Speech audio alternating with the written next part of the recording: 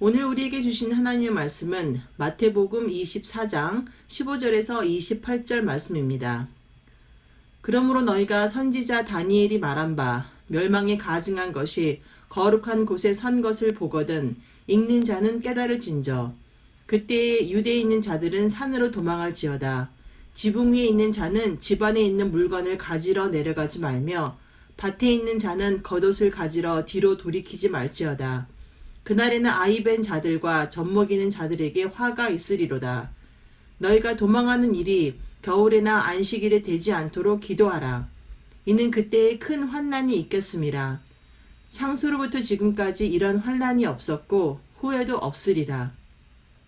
그날들을 감하지 아니하면 모든 육체가 구원을 얻지 못할 것이나 그러나 택하신 자들을 위하여 그날들을 감하시리라. 그때에 사람이 너희에게 말하되 보라 그리스도가 여기 있다 혹은 저기 있다 하여도 믿지 말라. 거짓 그리스도들과 거짓 선지자들이 일어나 큰 표적과 기사를 보여 할 수만 있으면 택하신 자들도 미혹하리라. 보라 내가 너희에게 미리 말하였노라. 그러면 사람들이 너희에게 말하되 보라 그리스도가 광야에 있다 하여도 나가지 말고 보라 골방에 있다 하여도 믿지 말라.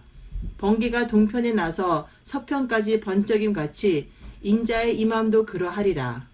주검이 있는 곳에는 독수리들이 모일 것이니라. 아멘.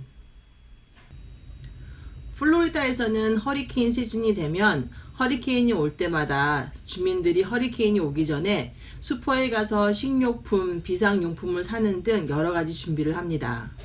앞으로 허리케인이 다가올 것을 알기에 미리 준비를 하는 것이지요. 오늘 본문 말씀에서는 예수님께서 다가올 종말에 대해서 가르쳐 주십니다. 가르쳐 주시는 목적은 우리가 잘 알고 미리 준비하라고 가르쳐 주시는 것입니다. 우선 종말하면 대부분의 사람들이 종말 자체를 잘 언급하지 않으려고 하는데요. 오히려 종말에 대해서 언급하는 것을 꺼리기까지 합니다. 종말을 가르치는 말씀들을 볼 때 그 말씀 자체를 이해하기도 어렵고 또 그 말씀이 무섭고 두렵게 다가오기 때문입니다. 오늘 본문 말씀 21절에서도 예수님이 이렇게 말씀하십니다. 이는 그때에 큰 환난이 있겠습니다. 창세로부터 지금까지 이런 환난이 없었고 후에도 없으리라. 이 말씀만 들으면 무섭고 두려운 마음만 생깁니다. 하지만 종말에 대해서 가르쳐 주심으로 우리가 잘 준비하여서 앞으로 우리들이 겪게 될 고난과 어려움, 환난과 유혹 가운데에서도 낙심하지 말고 예수 그리스도를 향한 소망을 잃지 말 것을 가르쳐 주시는 것입니다.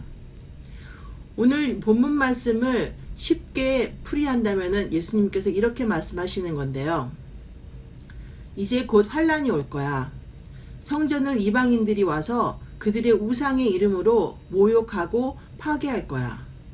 예루살렘은 파괴되고 곳곳에 슬픔이 가득 찰 거야. 그날이 오면 가장 연약한 이들이 고난을 받게 될 것이야. 너희는 그날이 오면 최대한 빨리 그리고 멀리 피난을 가렴. 하나님께서 그날에 몇몇은 그래도 구원을 얻게 하실 거야. 그때가 되면 거짓 메시아들이 나타날 거야.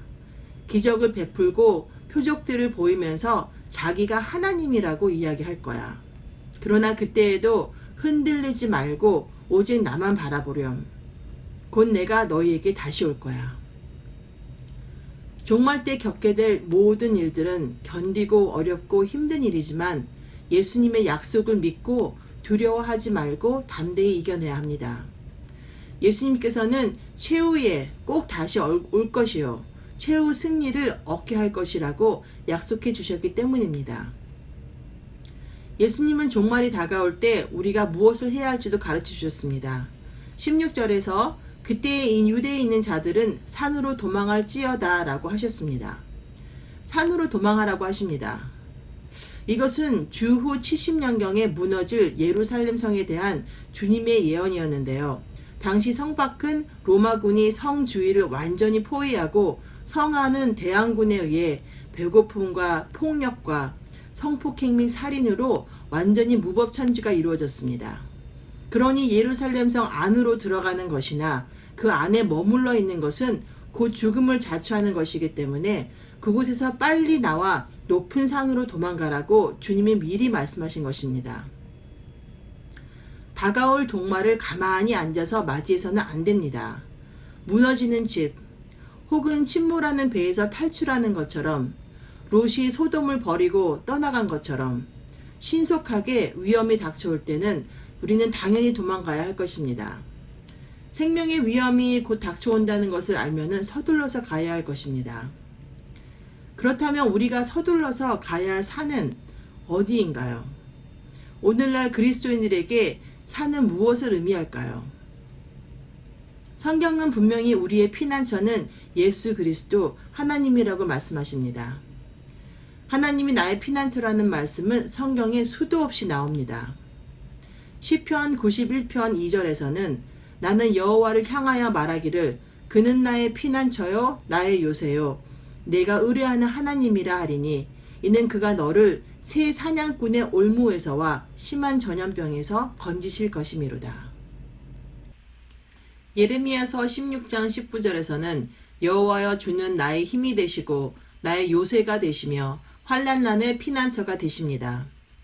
사무엘하 22장 3절 하나님은 내가 피할 바위이시요 내 방패가 되시고 나를 구원하는 힘이시다. 그가 나의 높은 망대와 피난처와 구원자가 되셔서 모든 원수들에게서 나를 구원하셨네.